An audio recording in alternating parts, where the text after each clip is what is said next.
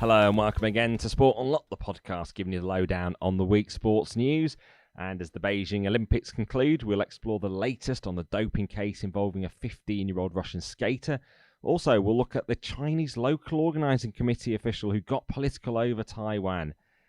Also, this week, we'll analyse what Novak Djokovic said as he broke his silence on the Australia deportation case. Then there's changes in Formula One and the fallout from that controversial decision in the season-ending race in Abu Dhabi last year. And those crypto tokens are back in the news with UEFA doing a Socios deal that's been criticised by the fans who had been welcoming free tickets for finals. I'm Rob Harris from the Associated Press, and alongside me as ever, Tariq Pandya from the New York Times and Martin Ziegler from the Times. And we start the show with news about us again and another award nomination. Yeah, so nominated for the Podcast of the Year by the Sports Journalists Association, Rob.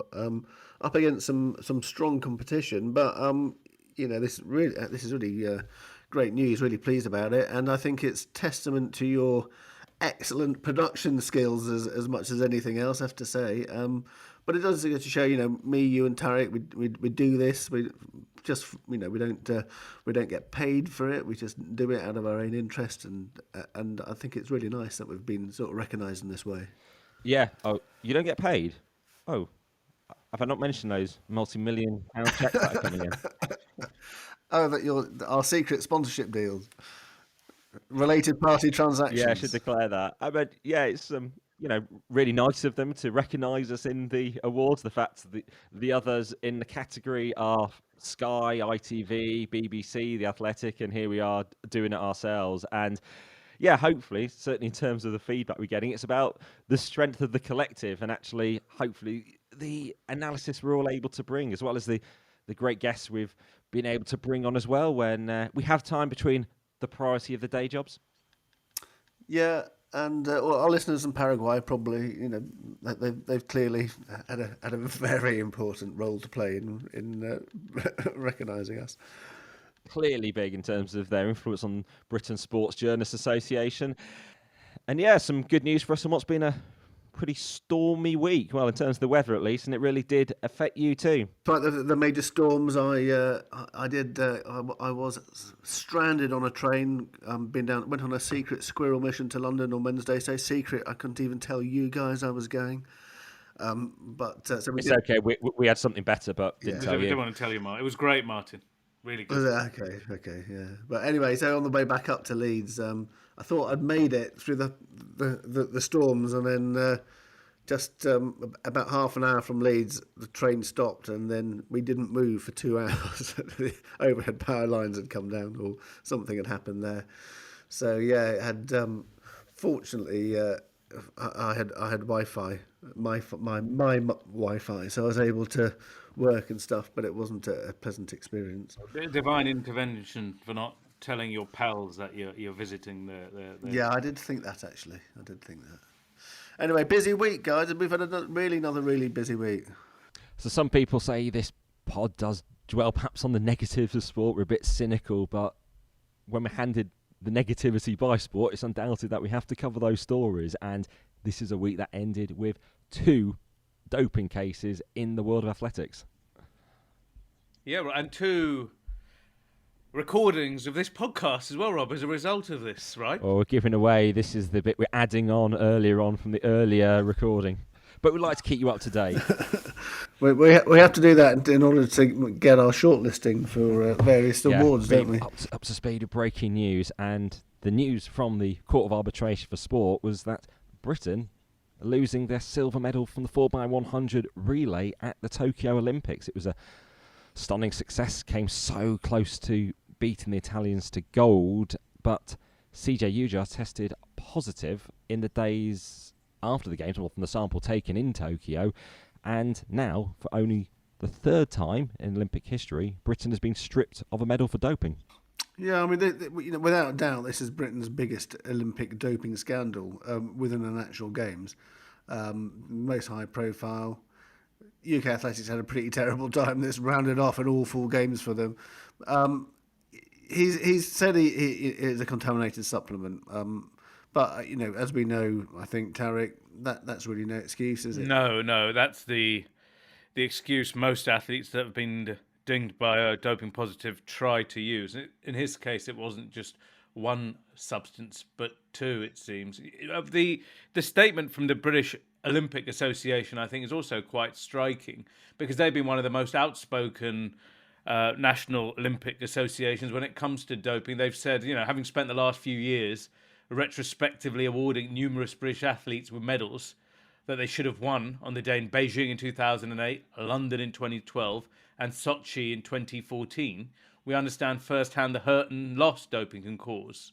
And they've apologised to all the athletes who've lost their moments in Tokyo as a result. And it prevented Britain from matching the 65 medal haul from the London 2012 Games, still the second most successful Olympics for GB after Rio de Janeiro in 2016. And Yuja himself says he apologises. He did try to claim he unknowingly consumed the contaminated supplement, but now it's just awaiting news of his ban, isn't it? Yeah, the Athletics Integrity Unit will I guess we'll get onto that pretty quickly now. But it does strike me, funnily enough, that my colleague Rick Broadbent wrote yesterday when talking about the Valieva case, that it's when it comes to the Olympics, he said the moral high ground is a sort of murky quicksand best avoided, and that couldn't have been better put really ahead of this from the sort of British standpoint. We're criticising the Russians, and rightly so, but let's not forget nothing is perfect in our own back garden. Nothing's perfect, but just to not let the Russians off the hook here. No, I agree. I'm not saying that at all. It's all about scale as well as... Scales of responsibility, absolutely, yeah. And those previous two British Olympic doping cases, judoka Kerith Brown, 1988 Seoul Games, he tested positive for a diuretic and claimed at the time he wasn't aware really of the doping rules, and very different to now, the fact you get emailed them as athletes, you're being updated, so that was his excuse then. And then 2002 Salt Lake City Games, Alan Baxter, he used a nasal inhaler that he bought over the counter. Yeah, there are lots of. Can I just make a more general point here? One thing, looking at the doping case involving Russia over the last week and all the others, the whole anti-doping system is one, I think, that relies on trust. And it's the trust between WADA and the national anti-doping bodies, but also the public and trust in the sports. For me, I don't know about you guys, when you watch any of these top athletes, especially when it comes to, the Olympic arena, sadly for me, it's always, we mentioned an asterisk with Valieva. I kind of watch the entire event, and it's sad to be honest, but certain track and field, certain other sports with an asterisk, and just knowing that, there's a ticking time bomb, and in the months and years we're going to find out, this person wasn't as good as we thought they were. It's quite sad.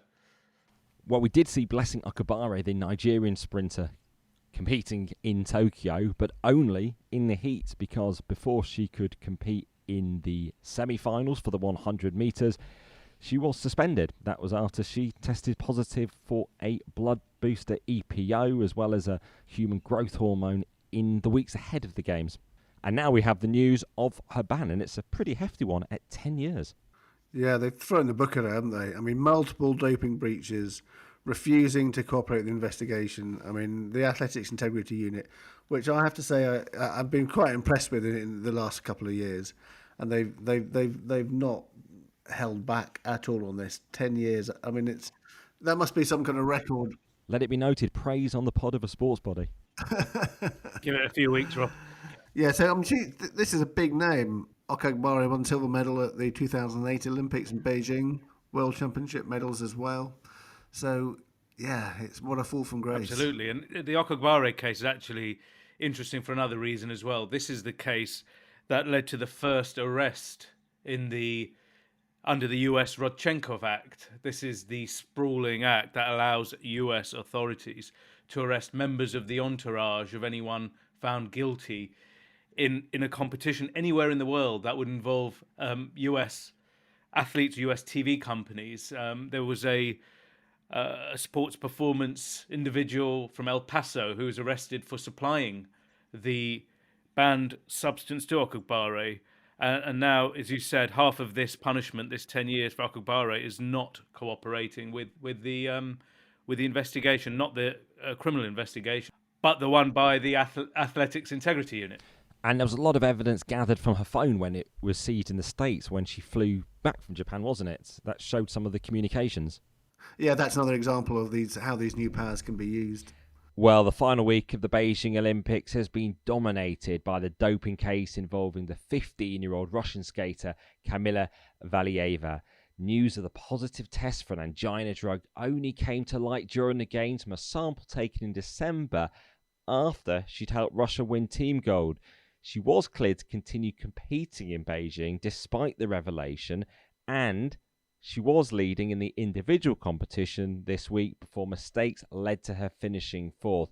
It all avoided a further problematic situation for the IOC, which had said it wouldn't have held a medal ceremony if she'd made the podium because the potential she could have been disqualified once the doping case fully concluded after the Olympics. Certainly, the Chinese authorities will have been delighted about this case dominating the second half of the games with so many questions about that to the IOC, rather than necessarily the persecution of the Uyghur minority in China. But the Valieva case highlights so many issues: Russian doping, leniency, how minors are treated competing at the Olympics, and just generally culpability for the athletes, particularly a 15-year-old. Yeah, you're quite right to point out the fact that the Beijing organisers are sort of probably really pleased that this has taken the edge off the issue of their treatment of the Uyghurs and other human rights things. But it is a sort of an Olympic scandal, this story. I think this was particularly illustrated by the documents you obtained earlier this week, Tarek. Yeah. So this case, which has pretty much hung over half the Olympics and pretty much made life hell for a 15-year-old girl. Details emerged of the testimony that the CAS panel, the Court of Arbitration panel, heard, and there was more that she was taking. It wasn't just the TMZ, that heart drug that has been linked to her grandfather, but L-carnitine, a supplement, and also hypoxin, another heart medication for another heart medication. Now, raises the question of why a 15-year-old has all of these different potions stuffed in her sample. Yeah, L-carnitine, a lot of people may remember, that was one of the substances that was used and abused by Alberto Salazar's Nike Oregon project. In fact, I think that was one of the things that he actually got busted for by the US anti-doping agency, because they were giving infusions that were beyond the legal level. So although it's legal, it's only in small quantities. But it's more the fact, why is a 15-year-old having all these heart medications? It's basically because they improve the flow of blood to the heart. They improve stamina. It's child exploitation at the best, child abuse at the worst, and actually even more concerning. Well, after she failed to win a medal in her last event, was the reaction of her sort of quite striking coach. Pretty formidable character. Yes, that's Etteri Tutberidze, the coach, and she's got the nickname Cruella de Vil, and you've looked a bit about her practices, haven't you, Tarek? Yeah, she in fact is this medal producer. She's a medal factory coach. Those winning Russian figure skaters, not just at these Olympics but in previous ones, have all come through her stable, and she has got this moniker, this nickname of Cruella de Vil. In fact, one of the skaters that performed at these Olympics, one of the medalists, in fact, is not a big fan of her coach, it seems, because the music she chose was Cruella.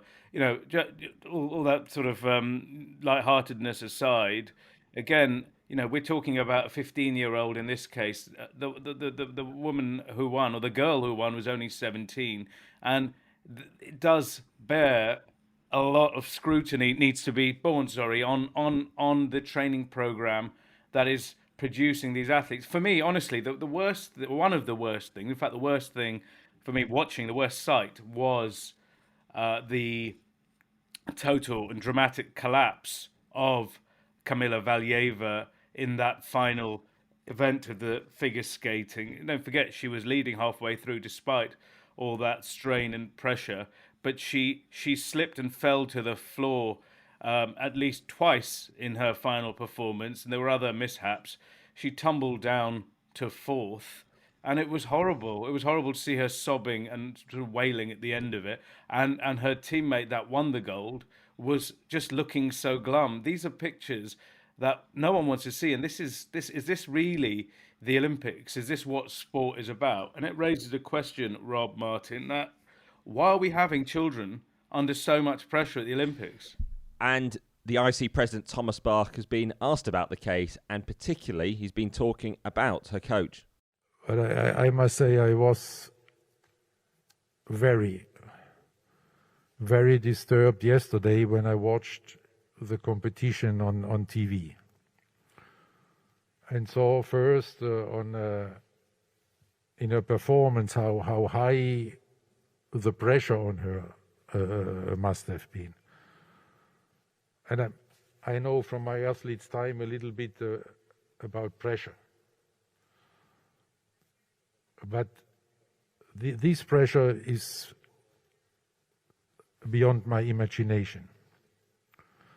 And in particular for a girl of 15 years old. And to see her there struggling on the ice, seeing her how she tries to compose herself again, how then she tries to finish her program. And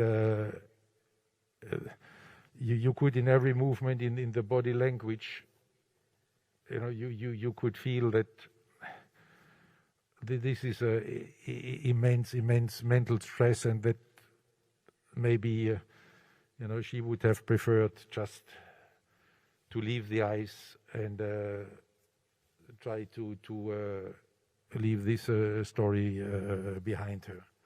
When I afterwards saw how she was received by her closest entourage with such what appeared to be a tremendous coldness, it was chilling. We challenged this decision. We went to court. We did not want her to participate. And we lost the court case. And this is about the entourage. Because there we see, that we have extremely limited means to address it. Because we don't have, and we are not the police, we cannot interrogate, we cannot have a formal prosecution, a procedure. We do still have this oddity that the age limit for the youth Olympic Games is 14 years old, but you can have children younger than 14 competing at the main Olympics, which is a discrepancy underlining this welfare issue in terms of youngsters competing. I never knew that. Rob, which we have had. Is that right, Rob? Sky Brown at the Tokyo Games, the British skateboarder.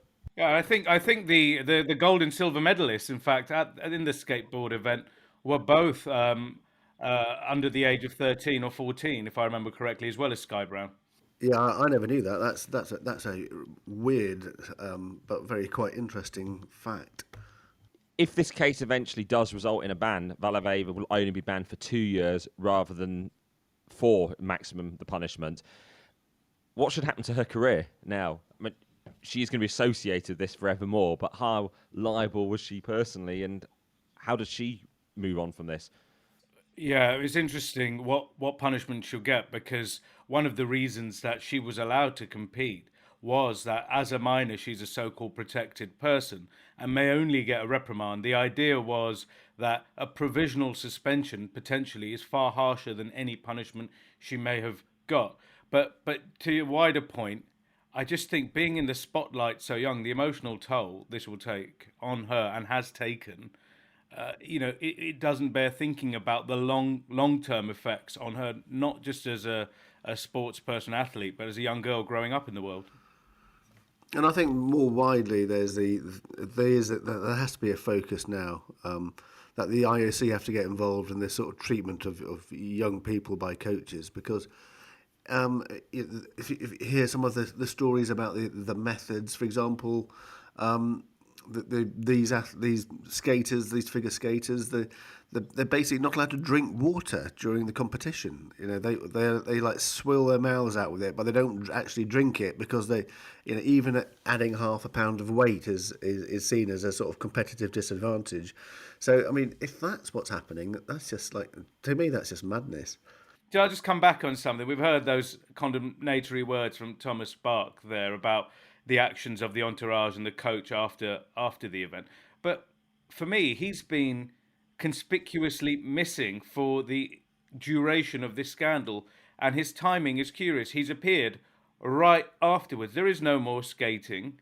There is no more real, Olympics. There's only a day or two to go. Where has he been? Where has his leadership been? Where have his words of anguish been during this entire thing? And it's par for the course. I'd say this whole scandal required a bit of leadership, but again, he kind of went missing and disappeared into the background. And only now he's shown up that the trouble is past. And for me, that's Rob. That's been kind of the pattern when it comes to Russia and Thomas Bach. Well, all along, the lack of rigour in terms of the punishment towards Russia, the loose application of the rules, perhaps allowing Russia still to compete as the ROC, and really Thomas Bach reflecting throughout his entire presidency that he's more likely to act as cover for these countries that perhaps are embroiled in some difficulties rather than going on the attack, isn't he? I mean, I think that's probably the first time in about 8 years he actually said anything slightly negative about Russia.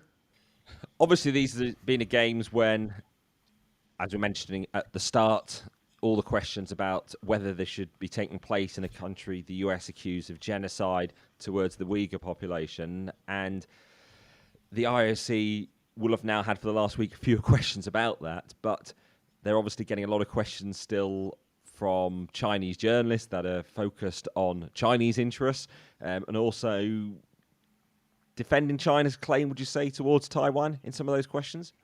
Rob, it was the most remarkable thing I've seen at a press conference in a long time, actually. Bach and the IOC and China have been holding this line that this is about sport, can't have any political discussion. And towards the Olympics, late this week, the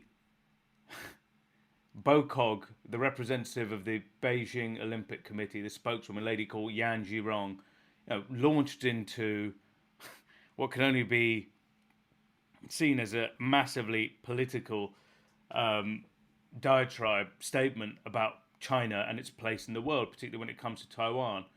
She was asked about whether athletes from Taiwan would march in the closing ceremony, and she pretty much said, "Look, give me the mic. Here's what I want to say. What I want to say is that there is only one China in the world, and that Taiwan is part of that one China.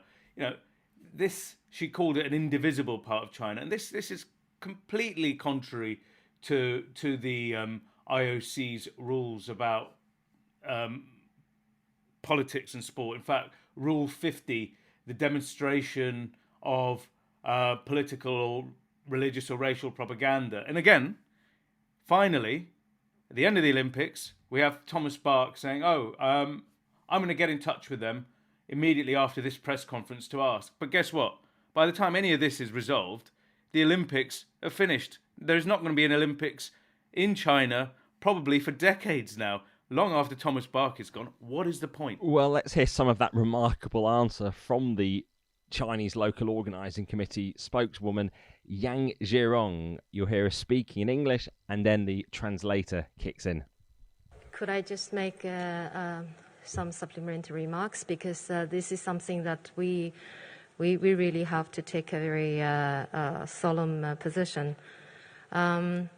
我想说的是， What I want to say is that there is only one China in the world. Taiwan is an indivisible part of China. This is a well-recognized international principle and well-recognized in the international community. We are always against the idea of politicizing the Olympic Games. IOC has 206 members, including People's Republic of China, National Olympic Committee, including Chinese Taipei, the Regional Olympic Committee.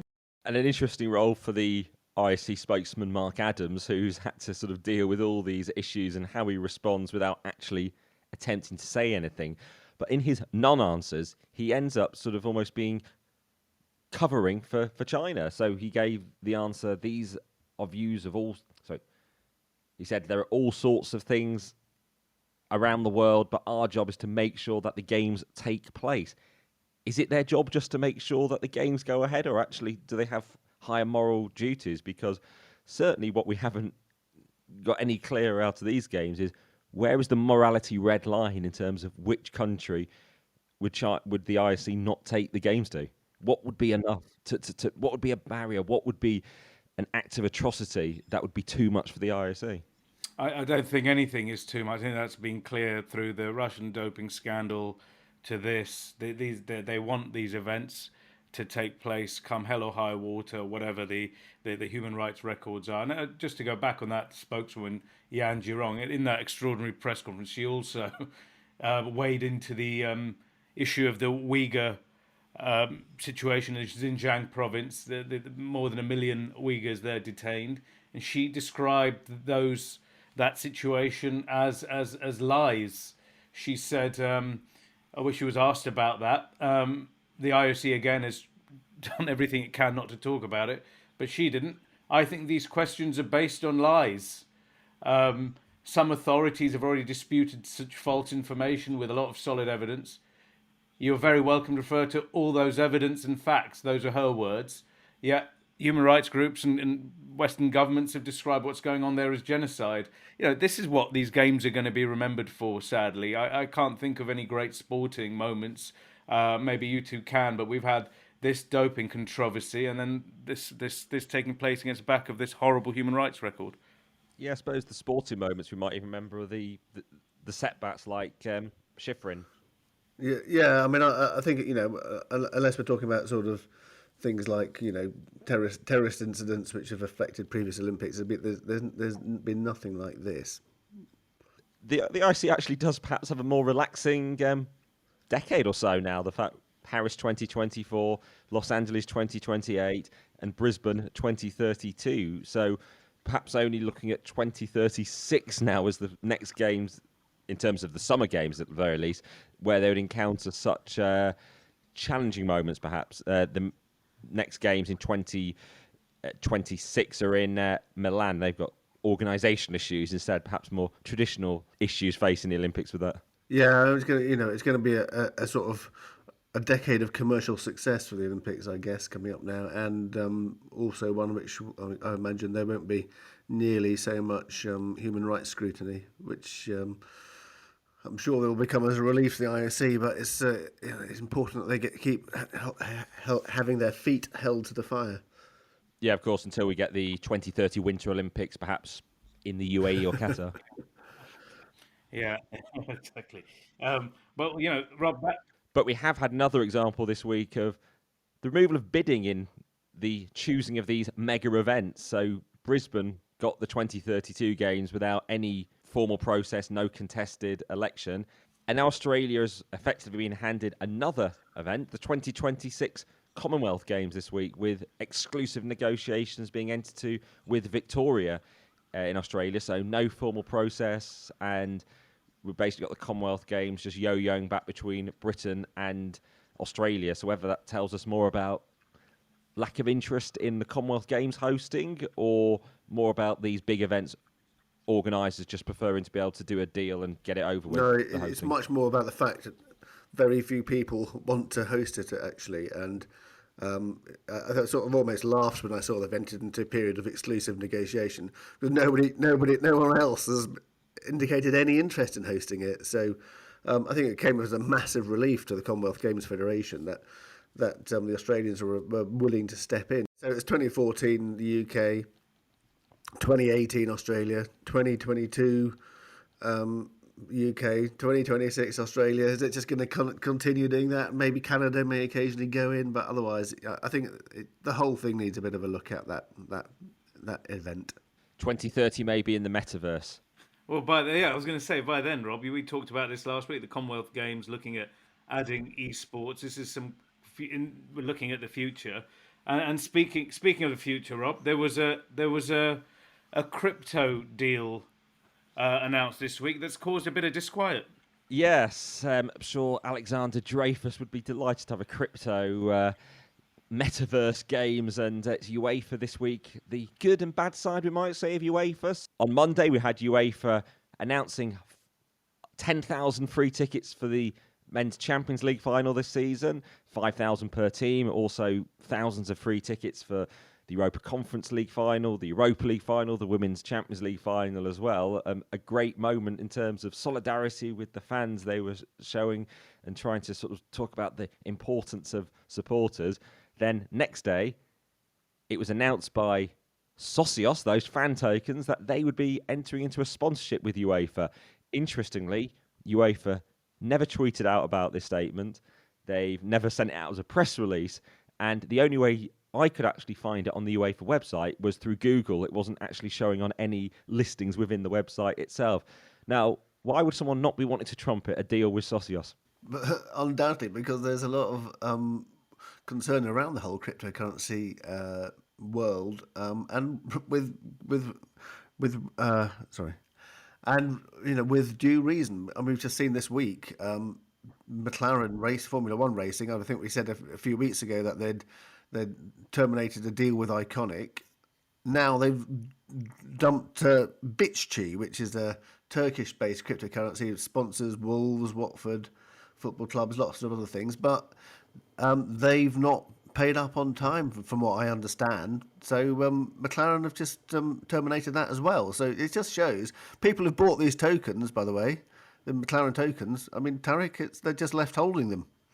Yeah, I've been trying to talk to McLaren this week about this to clarify what it means to token holders and looking at the future as well with all these sports teams around the world doing such deals. What happens when it goes south? Now, McLaren, all they could say is that they're in discussions with this company, Bitchi.com, in relation to existing token holders. Well, I don't know what that means. Now, if you're holding on to these things, what value do they have? Some would say they've never had any value in the first place, right? You're kind of creating something out of thin air. And this also is another one to put in the basket of legal questions. Socios, in fact, are in their own legal quagmire in Argentina after the Argentine FA that did a deal with Socios for tokens basically said, no, we don't want that agreement anymore. We're going to go with another company. Now, if you were a Socio fan token holder for Argentina, all of that kind of engagement they're selling, and we've questioned what type of engagement that really is, no longer ceases to exist. So it is this kind of valueless floating cryptocurrency, I suppose. That's the point. If the sponsorship deal as well ends between the crypto firm, Socios, and the sports entity, well, they've got no fan engagement services to offer. So what value would they have on their Chili's platform?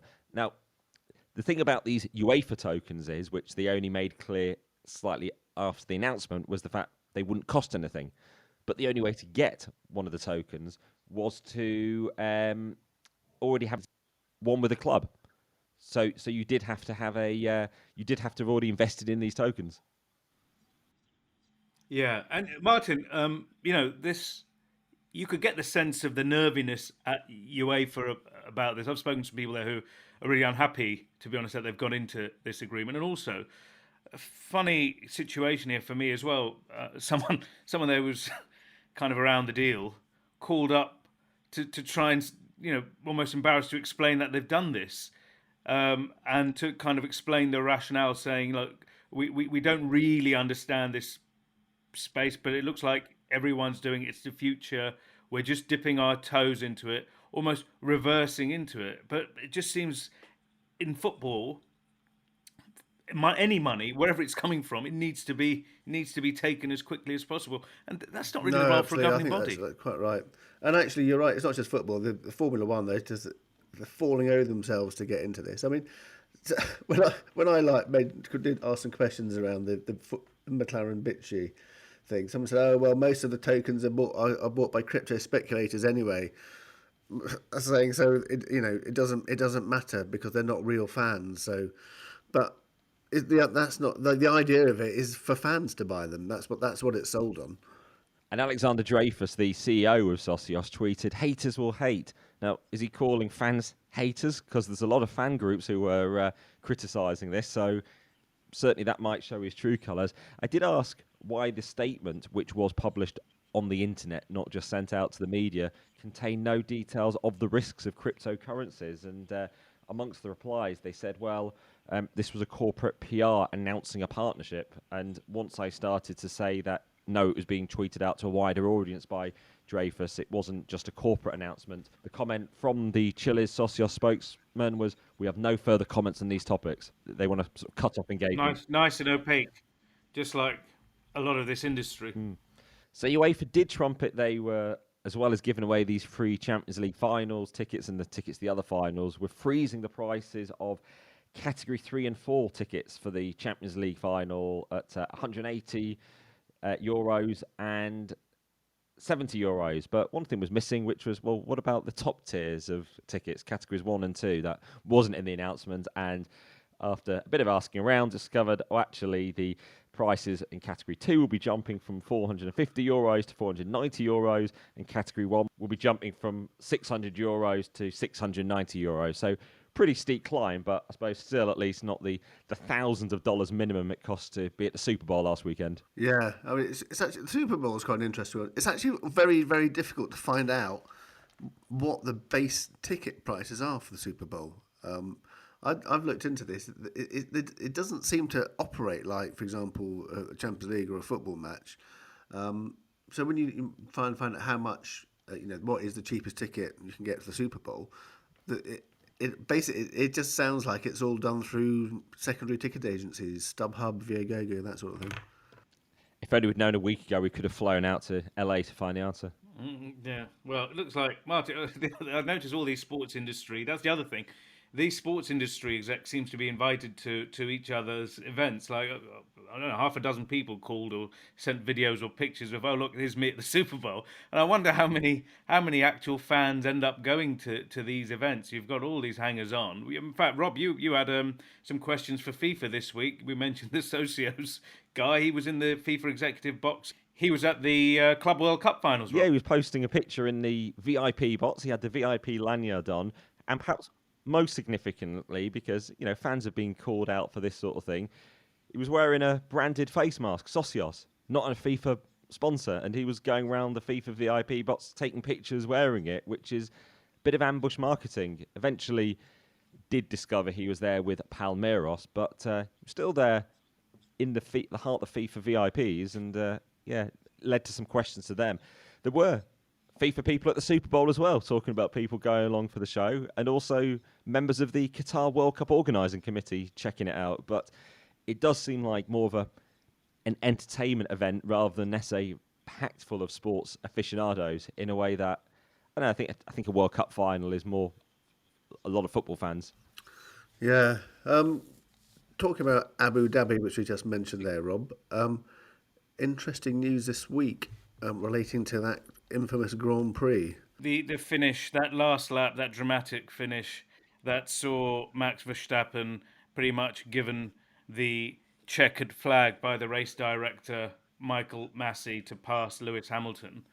It looked like rules were being made on the hoof, rules that benefited Max Verstappen and what some would say robbed Lewis Hamilton of another world championship. So that man, the race director, Michael Massey, there's been a lot of speculation about his future, and that ended this week. Michael Massey is no longer going to be the Formula One race director. according to the FIA, the governing body for motorsport. Instead, he's going to be replaced by two new officials, a German guy called Niels Wittich and a Brazilian Eduardo Freitas, two experienced men. They'll replace him. Massey, though, will be retained in another role. And Martin, I found that quite interesting in the sense two people doing the job instead of one, and Massey's still there. It's a sort of acceptance that they screwed up, but they don't want to kill the person who did it. That would be admitting too much. But quite a sort of funny side story to this is that something which must certainly would have annoyed Ferrari is that the new president of the FIA, Mohammed Ben Sulayem, he'd sort of announced this in a video, in a short video, but they released it right in the middle of this Ferrari launch where everyone was there. So it's like one of those incidents where everyone starts looking at their phones and thinks, ignoring what's actually happening in the main presentation.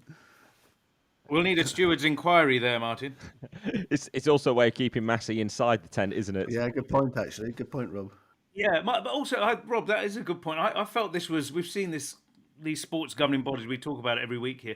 I felt it was a bit of a fig leaf. By saying you need two people instead of one, it kind of says, it's not really his fault. The work was almost too much. So it's not acknowledging an error as such. It's just saying that a workload has changed. And also they haven't reprimanded Massey at all for making the rules up. I just feel like this is the FIA's way of saying, yes, we've listened, we've changed, but we still don't accept any responsibility for what happened. There was no mistake. I mean, they're pretty fortunate, I would say, the Formula One organisers, the fact that they haven't spent weeks and weeks in court during the off-season, because Mercedes could potentially have really been challenging this because of the wrong application of the regulations. Yeah, I wonder if things had been, if Lewis Hamilton hadn't won so many titles, or if it had been his first one, then I think it might have been a very different story. But I think they've just probably taken it on the chin. Yeah, and there will be a new virtual race control room that some are saying is like VAR, and also there will no longer be direct communications between the race director and the teams allowed during the races. Oh, that's gonna be a shame, I suppose. It's the right thing to do, but it was highly entertaining. We got some of the audio as well from that last lap fiasco. We had Toto Wolff, we had Christian Horner from Red Bull haranguing Michael Massey, and I just couldn't believe it. I'm not someone who follows motorsport that closely, and I just thought, imagine if football managers could talk to the VAR control room. That's what it felt like. Such a high-pressure moment. Michael, this isn't right. Go ahead, Toto. You need to reinstate the lap before. That's not right. Toto? Yes. It's called a motor race, okay? Sorry? We went to car racing. Oh, we just had to listen to that again, didn't we? That moment from the Abu Dhabi Grand Prix with Massey and Toto Wolff, the Mercedes boss. And he's been reunited in public, at least this week, with Lewis Hamilton, who's now trying to regain his F1 world title. The new season beginning in March. He'd been pretty quiet for a few weeks, Lewis Hamilton, raising doubts about just would he be back racing again. Well, moving away from F1 to tennis, someone who's been pretty quiet as well in recent weeks is Novak Djokovic, certainly since being deported from Australia in that vaccination row. We have heard from him now this week in an interview with the BBC, and it was an interview that points to perhaps some people around him. It seemed very slick, some of the answers. Yeah, Freud's London agency, they were involved in setting that up, from what I understand, and he certainly was very well prepared. I mean, Amol Rajan was the person chosen to do the interview rather than the sports person. I mean, I think generally it was quite a sort of good interview. I did think they could have made more about, because it was actually the BBC which delved into the data around the sort of, this whole thing about his positive test in December before the Australian Open. That was the positive test he needed to be exempt from the vaccine mandate, and conveniently he tested positive just a couple of weeks before he was due in Australia. Was that the same test that was negative as well when it looked like it changed, right? No, he wasn't. He wasn't asked about that. He wasn't asked about the discrepancy in the coding, the fact that the positive test was the numbers indicated it was taken before the negative test. Why, Martin? Why? Well, thank you. Yes, that was one of the questions that's stated by Amal Rajan. Why, Novak? Why? Anyway, but I don't think we learned a huge amount apart from the fact that he's not going to go to the French Open. We'll go to Wimbledon, and then we'll see what happens about the US Open.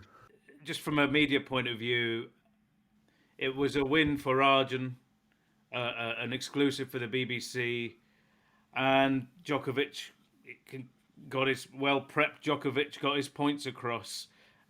Do we learn any more apart from the fact this guy is trying desperately to repair his absolutely tattered reputation? And that's what it seemed about his very careful answers about why he wasn't vaccinated, respectful towards the vaccines and personal choice, also trying to underplay his concerns about being in the detention hotel in Melbourne.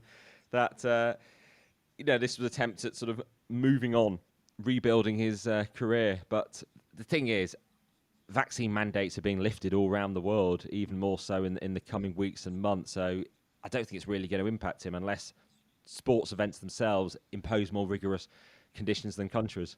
Yeah, a lot of branding. He also said, guys, if I remember correctly, that he's not in league with this anti-vax movement as well. He wanted to make that clear because, for all intents and purposes, with his behaviour, it looked over the last year or more, it looks like he certainly was.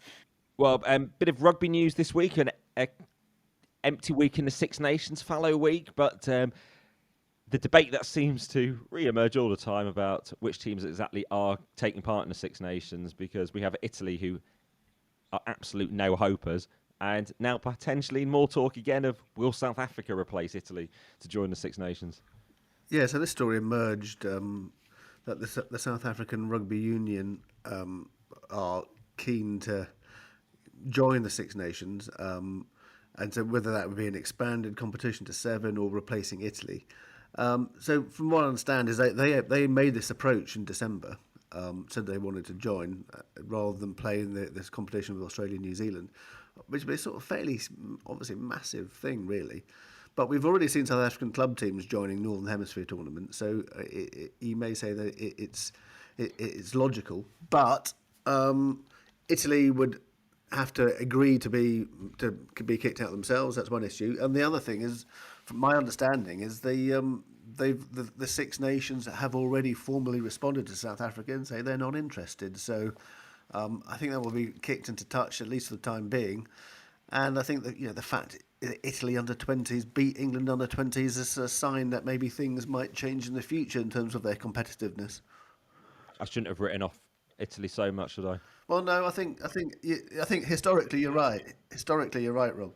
Financially, pretty important for Italy to be in the Six Nations still, but not quite as lucrative as the deal struck this week by New Zealand Rugby. It had been opposed by the Players' Union, but they've overcome the opposition to get through the partnership with the US private equity firm Silver Lake. And what it means is Silver Lake are going to invest $134 million in a new commercial entity that's going to be in charge of all the revenue generating parts of rugby in New Zealand. It effectively gives Silver Lake a stake of up to about 8%, depending on how it all shapes up. And it does value the commercial interests of New Zealand Rugby at over $2 billion. Silver Lake, familiar in the world of football to those who remember the deal of Manchester City in 2019. They got a $500 million stake in the City Football Group. It dilutes the Abu Dhabi ownership. Pretty significant injection of cash there. And talking of finances in the world of sport in the Middle East, we've managed to nearly reach the end of an episode, but not quite, of mentioning Saudi Arabia and sport this week. And it all relates to that ongoing battle splitting Gulf over the potential Saudi investment that's already out there and whether or not to accept it. Yeah, we've got, I think we talked about it, haven't we? Hundreds of millions of dollars being thrown at various big names. and I think $100 million just to one player in Brand Deschambeau. But other people have been speaking about the Saudis, other golfers this week. Yes, they have. They have. And it kind of cuts through all the noise and all the kind of wishy-washy reasons and cuts to the chase here. Phil Mickelson has come out with some pretty extraordinary comments in a telephone interview with the golf writer Alan Shipnuck for a book he's writing, and these comments are out now. They were made some weeks ago, and addressing the controversy around Saudi Arabia and these allegations of sports washing. This is what he said, and these are quotes. "They're scary motherfuckers to get involved with. We know they killed Khashoggi and have a horrible record on human rights. They execute people over there for being gay. Knowing all of this, why would I even consider it?" And he's, well, because it's a once-in-a-life opportunity to reshape how the PGA Tour operates. They've been able to get by with manipulative, coercive, strong-arm tactics because we, the players, had no recourse. Well, at least Phil Mickelson sets out what his priorities are there, guys. At least he acknowledges the issues, which is more than some people involved in the world of sports washing do. Of course, Mohammed bin Salman does deny direct involvement in the killing of Jamal Khashoggi, whose body parts have never been found. Yeah, well, that brings an end to this week's episode of Sport Unlocked. No time to get into some other breaking news on Major League Baseball. One to follow in the coming weeks. The lockout there, now spring training games, have been cancelled until the start of March at least. Interesting. Yeah, I look forward to delving into that bit more in the future. Great week, guys. Another fun-packed and action-packed pod. Hopefully a bit more positive news next week. We'll certainly try, Rob. Well, we started with positives. Our latest nomination. So thanks for everyone for listening, and enjoy your sports viewing in the days ahead. Of course, any feedback, we're at Sport Unlocked on Twitter, Facebook and Instagram. But for now, goodbye.